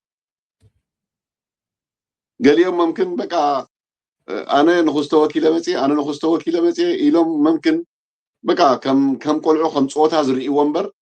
نتي بحلي نتي لمدي نتي منتنا بهرات بتغكل يفلطوا يميلكا وانت قربونا يكون معي بقى قلعيهم تمهاريهم بتذهبوهم كورس دراما خسرحو دراما يمسرحهم معي سلازي نناي حدا بهر مننت نناي حدا بهر قانقوا نناي حدا بهر لمدي كم دراما غيركا هتمصو ازي ابي ارترا زلو سرعات كساب كندي اب بهرا زلو نعقات يزريكا مالتي زون افتوما سالي اب دياسبورا نريو مالتي ناي قدنا يكونن كنت شعت بهرات نامنا اب دياسبورا انتري خاص كلهم بهرا زي تركبت وينكا وتم زلو بهرات كترقت غير انتي ناي قدنا يكونن كوموتر يوم مالتي كلاي نجر السرعة زي حدنتنا حزبي إرترا زحلو ديو إلنا كنرن كلنا موز محبوركمات كأني كف سرعة ناس أكساب زي كونه حدنتنا حزبي إرترا كمية تزريقون تبتنون مهلاون دافرتنا كلنا حدا لبي حدا حزبي إلهم كلا قصو ويكم سلو مسمع كابز خفق وتكتيلن مالي حمام كان قسل خان حبيئك بقى ولا حنت خمزي له اتهزبي بحدنت يقزقس مهلاو زرئي غيركا مقرب فصيمو خاب حقي زرحقه سلازغونه نعنا ايغرمناني مالتي بزغونه كن اغاطامي مزمور ود مسغنا يدلو محار مسغنا يزبحال ኣጋጣሚ ከዓ ወዲ ዓደይ እዩ ኣብ ጀዳ ከዓ ጎረቤተይ ነይሩ ማለት እዩ ድሕሪ 45 ዓመት ኣብ ስዑድያ ምቕማጠይ ፎ ኢለ ንናፅነት ኣብ ዓደይ ሕሸኒ ኢለ ከኽብር መፅአ እዩ ማለት እዩ ገሪውን እንዲያነ ስለዝፈልጦ እኳ ማሕሪ ምስግና እንተወሓደ ወዲ 28 29 እዩ ኣትዩ ኣብ ስዑድያ ማለት እዩ ኣብ ርእሲኡ ከምቲ መዝሙር ዝበሎ ከዓ ኣብዚ 10 ዓመት ምክንያቱ ኣብ ስዑድያ ከም ስደተኛ ኮይንካ ዘይትከንካ ተኣቱ ከም ሰራሕተኛ ኮይንካ ተኣቱ ማለት እዩ ስለዚ መንግስቲ ስዑድያ ሕጊ ውፅኡ ካብ 60 ዓመት ንላዕሊ ዝገበረ ዓዱ ክኸይድ ኣለዎ ወይ ክምለስ ኣለዎ ዝብል ሕጊ ውፅኡ ማሕሪ 45 ዓመት ድሕሪ ተቐሚጡ ወዲ 28 ድሕሪ ኣትዩ ክንደይ ኮይኑ ኣሎ ማለት እዩ 70 ገለን ኮይኑ ኣሎ ማለት ትማሊ ግን ስደት ፎ ኢለዮ ስዑድያ 45 ዓመት ገይረ ፎ ኢለየ ኢሉ ተገሊጹ ማለት እዩ ስለዚ ተሰጉጉ ማለት እዩ ተሰጉጉ ከይፈተኻ ስለዚ ንሓቂ እንዳሓባእካ ብሙስሊምነት ንናፅነት ከተኽብራ ኢልካ ምሕሳብ ኣብ ናፅነት ክብሪ ዘይብልካ ምህላውካ ክብሪ ዘይብልካ ምዃንካ እዩ ዘረጋግፅ ማለት ወላ እዛ ካብ ሆላንድ መፅያ ዝበላ መዝሙር ገደገድ ይፍላ እውን ማለት 37 ዓመት ኣብ ሆላንድ ተቐሚጠ ጥራይ ኣይኮነትን 37 ዓመት ኣብ ሆላንድ ናፅነት ሲኢና ኢላ ማለት ናፅነት ደልያ መፅያ ናፅነት ደልየ መፅየ ኢላ ማለት ኣብ ሆላንድስ ናፅነት ሲኢና 37 ዓመት ተቐሚጣ ማለት 37 ክንብል ከለና ሕጂ ቅድሚ ናፅነት ምርካቡ እውን ኣብ ሆላንድ ነይራ ማለት እዩ እቲ ዘገርም ከዓ ንሱ ጥራይ ኣይኮነን ንሰብኣያ ንደቃ ናብኡ ኮይና ከዓ ብዑል ብሩኽ በዓል ርሑስ በዓል ናፅነት ኢላቶም ማለት እዩ እዚ ሕጂ ተርጉሞም ተተርጉሙ ዝረበ እዚ ንመንግስቲ ሆላንድ እንተዝወሃብ ነቲ ስድራ ቤቱን ኣብ ሓደጋ ውዲቃቶ ኣላ ማለት እዩ ካልኣይ ብዝነበርካሉ 37 ዓመት ብናፅነት ዝተቐመጥካሉ ዓዲ እንተወሓደ ከተመስግን እዩ ዝግባኣካ ማለት ኤርትራውያን ግን ክሳብ ክንደይ ንዓብድ ምህላውና እዩ ዘርኤካ እዚ ማለት ነቲ ፅቡቕ ዝገበረልካ እውን ከተመስግን ኣይትኽእልን ስለዚ እዞም ደገፍቲ ይህግነፍ ክሳብ ክንደይ ዓቢዶም ምህላዎም እዩ ዘርኤካ ማለት ሆላንድ ተቐሚጥካ ደቅኻ ወሊድካ ብናፅነት ትነብር ነርካ መሰልካ ተኸቢርልካ ክንደይ ፅቡቕ ገይሮምልካ ታንኪዩ ክትብሎም እዩ ዝግባኣካ ማለት ታንኪዩ ኣብ ክንዲ ምባል ግን 37 ዓመት ናፅነት ኣብ ሆላንድ ሲኢነ ኢልካ መደረ ምግባር ብጣዕሚ እዩ ዘስሕቕ ማለት እዩ እሳ ጥራይ ኣይኮነትን ሓንቲ እውን እንታይ ኢላ ብሰለስተ ምክንያት እዮም ዝመፅኦ ዘለኹ ኢላ ማለት እዩ ሓደ በዓል ናፅነት ክልተ እገዳ ብኣሜሪካ ምልዓሉ ሳልሳይ ከዓ ዝፅምዶ ምህላው ንሰለስቲኡ ክኽብር እየ መፅእኻ ኢላ ሓንቲ ማለት እዩ ዋ ሕጂ መቸም እዚ ዕብዳን እዩ ማለት እዩ ብዝኾነ ግን ኣብቲ ሕቶና ክንምለስ ሕቶ ናይ ብሄር ናይ መንነት ሕቶ ምዃኑ ናይ ልምድን ባህልን ቋንቋን መንነት ምዃኑ ብዓብዩ ከዓኒ ዕምቆትን ናይቲ ብሄር ዓሚቕ ዝኾነ ስምዒት ምዃኑ ፈሊጥና እዚኦም ተግባራዊ ክትገብር ኣብ ዘይትኽእለሉ እዋን ድራማ ሰሪሕካ ኣነ ንኽስቶ ብሄር ወኪለ መፅአ ኣነ ንኽስቶ ብሄር ወኪለ መፅአልካ ዝግበር ሓድነት ህዝቢ ዘይሕሉ ብኣንጻሩ ንዕቀት ናይቲ ብሄራት ምዃኑ ክፍለጥ እዩ ዘለዎ ማለት እዩ ያ ምናኣስ እዩ ነቲ ብሄር ምናኣስ እዩ ምቁንፃብ እዩ ስለዚ ነቲ መንነት ናይ ብሄር ተሕስሮ ኣለኻ ነቲ ባህሉን ልምዱን ቋንቋን ተሕስሮ ኣለኻ ተቆናፅቦ ምህላውካ ይክፍለጥ ዘለዎ ማለት በዚ ከዓኒ ዝረጋገፅ ሓድነት ናይ ህዝቢ የለን ብዓብዩ ከዓ ማሕበረ ኮማት ናይ ኤርትራ መሳርሒ ናይቲ ስርዓት ደኣ እምበር ነፃ ማሕበር ክሳብ ዘይኮነ ካብቲ ፖሊሲ ናይቲ ስርዓት ዝወፅዩ ኢልካ ዝረአ ኣይኮነን እዚ ብኤርትራ ዘሎ ስርዓት ሓድነት ዘኽብር ኣይኮነን ማዕርነት ናይ ብሄራት ዘኽብር ኣይኮነን ስለዚ ናቱ መሳርሒ ክሳብ ዝኾንካ ሓድነት ናይ ብሄራት የኽብር እየ ኢልካ ምርኣይ ዝከኣል ኣይኮነን ብዓብዩ ግን ብሓፂሩ ግን ነታ ሓደ ከልቢ ነታ ሓደ ህዝቢ ሓደ ልቢ ዝብልዋ ሓደ ልቢ ሓደ ህዝቢ ዝብልዋ ሓደ ከልቢ ብዙሓት ኣልቦ ቀልቢ ብትብል كدمدم ما تحشن مالتي يا بحق مجلس يبقى بوت سيم كام الله ناتو مين كام يا زاد سلام بلا بفلاي ኣብ ዝተፈላለዩ ቪድዮታት ንረክብ ንኽእል ኢና ከምዛ ኣብ ሆላንድ እና ነበረት ናጽነት ደለየ መጽየ ዝበለት ሰብ ቶም ኣብ ሆላንድ ዘለዉ ደለይቲ ፍትሒ ኣብኡ ኮይና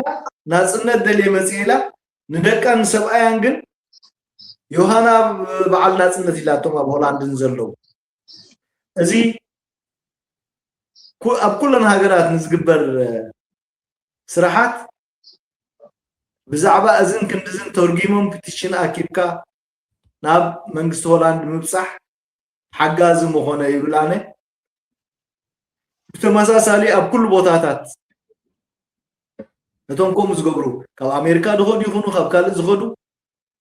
ብከምኡ መልክዕ እንተነቃልዖም ሓጋዚ ጭብጥታት እዩ ንዓና በዓሎም ዝተዛረቦ ብኣፎም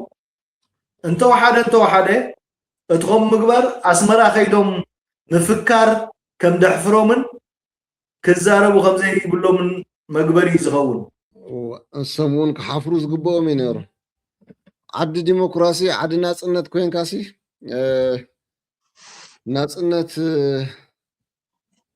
ናጽነት ደልየ መጽእ anyway ብዝኾነ ኤርትራውያን ኣበየናይ ደረጃ ወዲቕና ከም ዘለና ንዘርእየና ናይ ሎም መዓልቲ ዝነበረት ናጻንሒት ኣብዚኣ ክውድእ ምክንያቱ ክነውሕ ስለ ዘይብሉ ዝኸበርኩምን ዝኸበርክን ሰማዕትን ተኸታተልትን ናይ ሬድ ሰረይ ካብ መጀመርያ ክሳብ መጨረሻ ምሳና ሓቢርኩም ፀኒሕኩም ክትኮኑ ተስፋ ንገብር ከምኡ ከዓ ናብ ካልእ ክባፅሕ ከም ዘለዎ ሼር ላይክ ክትገብሩልና ንምሕፀን ምሳና ሓቢርኩም ፅናሕኩም ከዓ ነመስግን ቀኒልና ክቡራት ኣሕዋት ናይ ሎም መዓልቲ ዝነበረት ናጻንሒት እዚኣ ትመስል ነይራ ሕራይ ሃብተይ ንዓና እውን ንዓኻ ነመስግን ንሰማዕትና ከዓ ሰናይ ምክትታል ከምቶም ብፍላይ ብፅሑፍን ብኮመንትን ዝሕብሩና ዘለው ዘተባብዑናን ብቐፃሊ ከምኡ ክርዩን ጉድለታት ምስዘሉን ክእርሙናን ንላቦ ብጣዕሚ ፅቡቅ የቀኒልና ሃብተይ በቃ እቶም ሓበሬታት ዝህቡና ዘለው ኣካላት ወይ ከዓ ኮመንት ዝገብሩልና ዘለው ክቕፅልዎ በዚ ኣጋጣሚ እዚ መፀዋዕታና ከነቕርብ ንፈቱ ምክንያቱ ነዚ ስርዓት እዚ ንምቅላዕ ህዝብና ሓቂ ክፈልጥ ኣብ ምግባር ሓጋዝ ተራ ስለ ዝህሎ ናይ ኩላህና ኢደ ኢልና እንዳተሓጋግዝና ከነቃልዕ መታን ሰብ ዘለዎ ኩሉ ኣብ ውሽጡ ዓቂድዎ ኣብ ክንዲ ዝብል ዘለዎ ሓበሬታት ክልእ ከለና በዚ ኣጋጣሚ እዚ ክንፅውዕ ንፈቱ ማለት እዩ ያ ብጣዕሚ ፅቡቅ ብሕልፊ ካብ ውሽጢ ዓዲ እቲ ሓበሬታ ክመፅእ ኣገዳሲ እዩ ነቲ ሕብረተሰብ ንሕና ከዓ ዝኾነ ሓበሬታ ዝህበና ሰብ ከዓ እቲ ሓበሬትኡ ናብ ሕብረተሰብ ክነብፅሓሉ ኢና ነዚ ሓበሬታ ናባና ንምብፃሕ ዋላ በዛ ንሪኣ ዘለና ስልኪ ቁፅሪ ብላዕሊ ትዘውር ዘላ እውን ብወሳብ መልእኽቲ እንተገዲፍኩምልና እውን በለፀት እያ ተዘይኮነ ከዓ ኣብ ከባቢናን ኣፍልጦ ዘለና ምስ ክቡራት ኣሕዋት እንድሕር ዳኣ ኮይንና እውን ከምቲ ክንገብሮ ዝፀናሕና ሓበሬታና ተነመሓላልፍ ወይ ከዓ ተነቐብል ብጣዕሚ ፅቡቅ እዩ እቶም ኣብዚ ቅነ እዚ ሓበሬታታት ብብና ዝቐንኹም ብጣዕሚ እንዳመስገና ከምኡ እውን እዛ ዝመረፅናያ ናይ ሓደ ሓውና ዝሃበና ሓበሬታ ዝመሓላለፍናያ ብጣዕሚ ንዕኡ እውን ደጊመ የመስግን ዓራይ ሞ ሰላም ምሸት ክቡራት ኣሕዋት መርሓባ ሃብቲ